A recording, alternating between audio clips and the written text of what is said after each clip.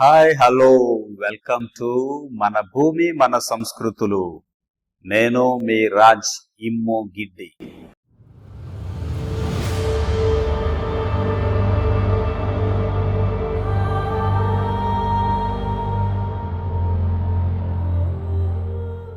ప్రపంచమంతా కూడా ఇప్పుడు బ్రెజిల్ దేశం వైపు చూస్తూ ఉంది. ఎందుకంటే 30వ అంతర్జాతీయ గ్లోబల్ క్లైమేట్ చేంజ్ కి సంబంధించినటువంటి సమావేశాలు ఇక్కడే జరుగుతున్నాయి. కాబట్టి ఎందుకింత ప్రత్యేకత అంటే చాలా ప్రత్యేకతలు ఉన్నాయి. ఈ యొక్క గ్లోబల్ క్లైమేట్ చేంజ్ సమావేశాలు బ్రెజిల్ దేశంలో పరా అనేటటువంటి రాష్ట్రంలో, బెల్లెన్ అనేటటువంటి సిటీలో మరి ముఖ్యంగా జరుగుతూ ఉన్నాయి.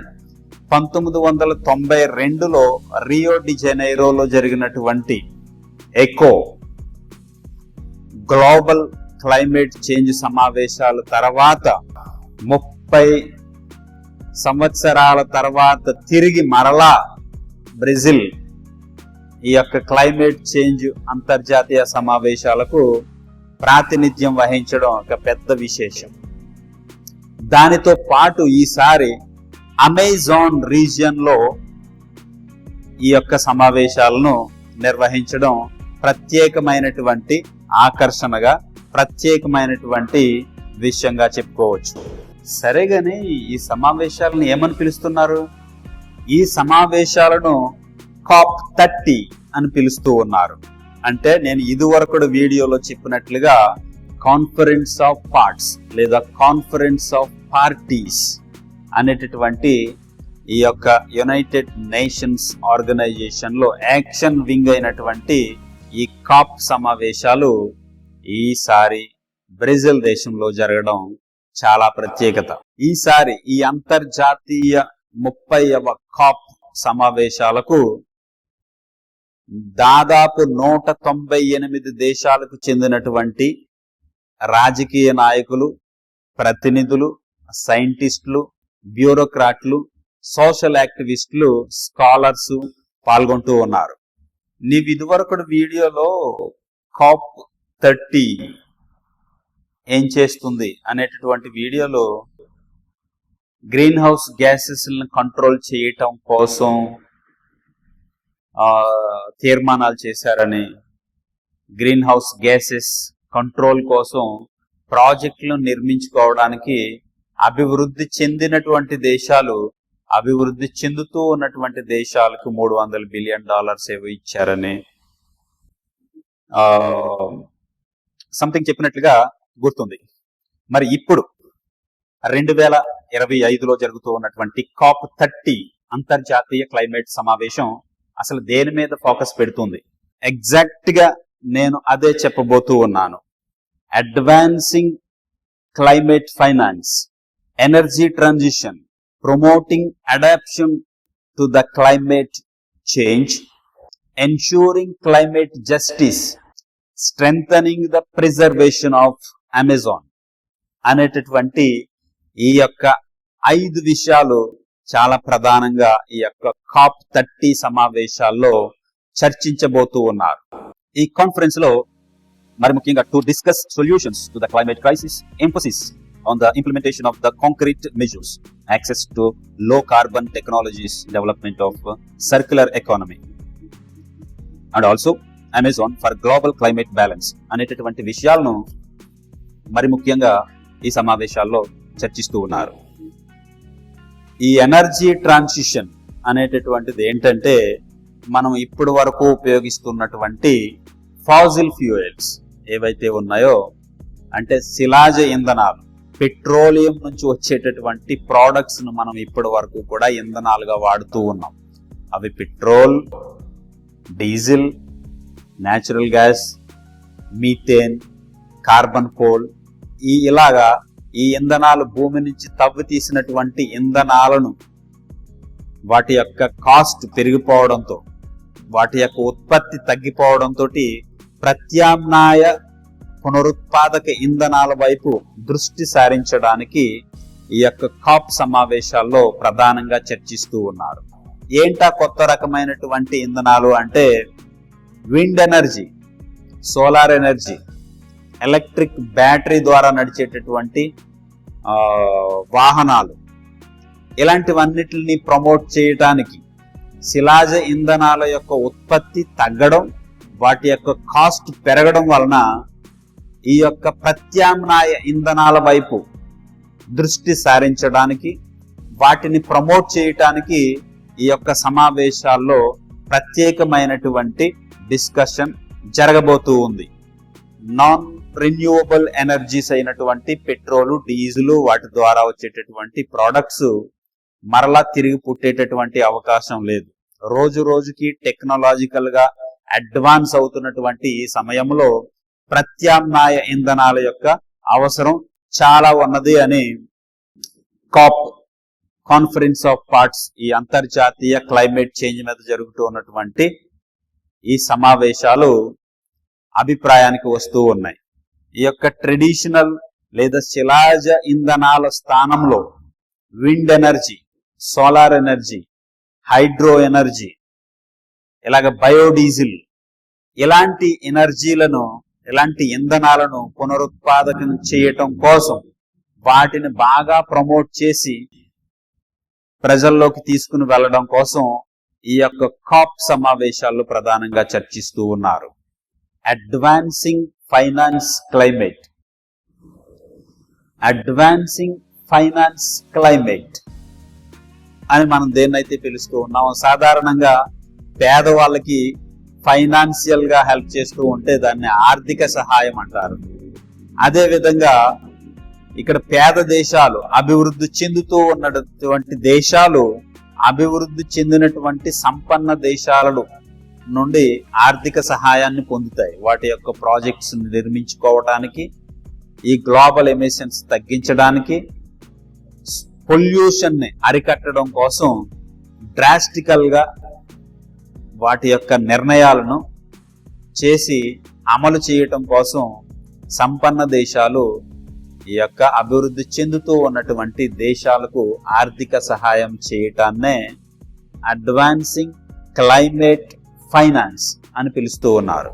Adoption to the climate change అనేటటువంటి ఈ అంశం ఏంటంటే, వాతావరణంలో వస్తూ ఉన్నటువంటి మార్పులకు అనుకూలంగా వాటిని అరికట్టడానికి, పొల్యూషన్ని అరికట్టడానికి ప్రతి దేశము, ప్రతి సంస్థ కూడా వాతావరణ మార్పులకు అనుగుణంగా వాటి యొక్క నిర్వహణను, మార్పులు, వాటి ప్రభావాలకు అనుగుణంగా ప్రతి దేశము, ప్రతి రాష్ట్రము, ప్రతి సంస్థ కూడా వాటి యొక్క నిర్వహణ సామర్థ్యాన్ని, క్యాపబిలిటీని పెంచడానికి, వాటిలో వస్తూ ఉన్నటువంటి మార్పులు వాతావరణ మార్పులకు అనుగుణంగా సవరించుకొని ముందుకు సాగిపోవడానికి, అంటే ఏంటంటే అందరూ అనుసరించగలిగేటటువంటి విషయాలు. ఎన్ష్యూరింగ్ క్లైమేట్ జస్టిస్, వాతావరణ న్యాయం, ఆర్థిక న్యాయం, సామాజిక న్యాయం గురించి విన్నాను కానీ ఈ వాతావరణ న్యాయం ఏంటన్నా? మనం సామాజిక న్యాయం గురించి విన్నాం కానీ వాతావరణం న్యాయం అనేటటువంటిది ఒక కొత్త కాన్సెప్ట్. అదేంటంటే ప్రజల యొక్క ఆరోగ్యాన్ని దృష్టిలో పెట్టుకుని ప్రతి సంస్థ, ప్రతి దేశము కూడా ఎటువంటి రిజల్యూషన్ చేసినా, ఇండస్ట్రీస్ ని అభివృద్ధి చేసుకున్నా, ఏ ప్రోడక్ట్ ని రిలీజ్ చేసినా, ఎటువంటి సేవలు అందించినా అది ప్రకృతి యొక్క ఆరోగ్యానికి హాని కలగకుండా, జీవరాశులకు కానీ, జంతువులకి, ఎటువంటి జంతువులకైనా కానీ, ఆ యొక్క వాతావరణంలో నివసిస్తూ ఉన్నటువంటి ఏ ప్రాణి, ఏ చెట్టు, ఏ పుట్టకు కూడా ఎలాంటి హాని తలపెట్టకుండా మనిషి తన యొక్క జీవితాన్ని ప్రకృతికి అనుకూలంగా మర్చుకోవడానికి అని చెప్పుకోవచ్చు. దీని అర్థం ఏంటంటే మనిషి యొక్క జీవన విధానం, తన యొక్క లైఫ్ స్టైల్ వాతావరణానికి అనుకూలంగా మార్చుకోవడం. దానికోసం ఏ దేశమైనా, ఏ సంస్థ అయినా సరే, ఏ ఇండస్ట్రీ అయినా సరే, ఏ వస్తువును ప్రొడ్యూస్ చేసినా, ఏ సేవలు అందించినా అది ప్రకృతి యొక్క ఆరోగ్యానికి విఘాతం కలిగించకుండా ఉండేలాగా చర్యలు తీసుకోవడం.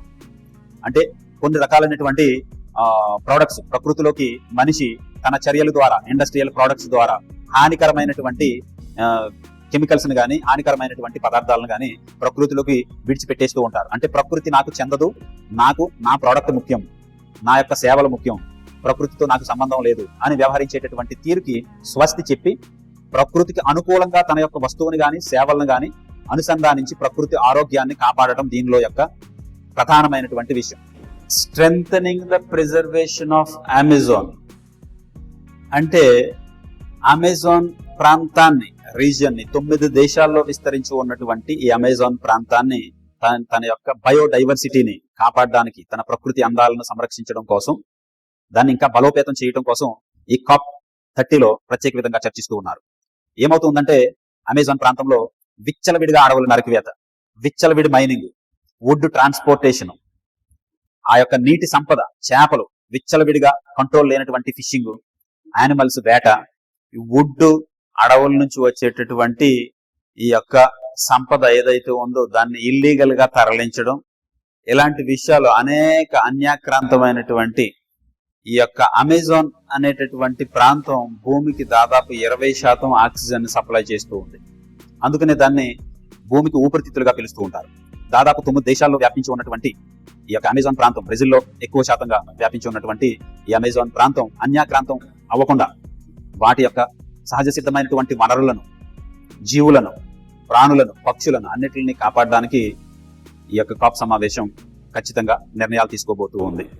వీటితో పాటు ప్రపంచంలో ఎక్కడెక్కడైతే క్షీణించినటువంటి, డిగ్రేడ్ అయిపోయినటువంటి వాతావరణ పరిస్థితులు కలిగినటువంటి ప్రాంతాలు ఏవైతే ఉన్నాయో వాటిని పునరుద్ధరించడం, గ్రీన్ హౌస్ గ్యాసెస్ అయినటువంటి కార్బన్ డైఆక్సైడ్, మీథేను ఇలాంటి వాటిని కంట్రోల్లో పెట్టడంతో పాటు ప్యారిస్ లో జరిగినటువంటి అంతర్జాతీయ డిక్లరేషన్ ఒప్పందం మరి ఒక్కసారి దీంట్లో చర్చించబోతూ ఉన్నారు. ఈ యొక్క COP30 సమావేశాలను యునైటెడ్ నేషన్స్ ఫ్రేమ్వర్క్ కన్వెన్షన్ నిర్వహిస్తూ ఉంది. దీంట్లో దాదాపు 198 దేశాలకు చెందినటువంటి రాజకీయ నాయకులు, సైంటిస్టులు, బ్యూరోక్రాట్లు, స్కాలర్స్ అందరూ పాల్గొంటూ ఉన్నారు. దాదాపు 7,000 మంది యునైటెడ్ నేషన్స్ ఆర్గనైజేషన్ ప్రతినిధులు పాల్గొంటూ ఉన్నారు. దాదాపు 50,000 మంది స్వదేశీయులు మరియు విదేశీయులు ఈ సమావేశంలో పాల్గొంటూ ఉన్నారు.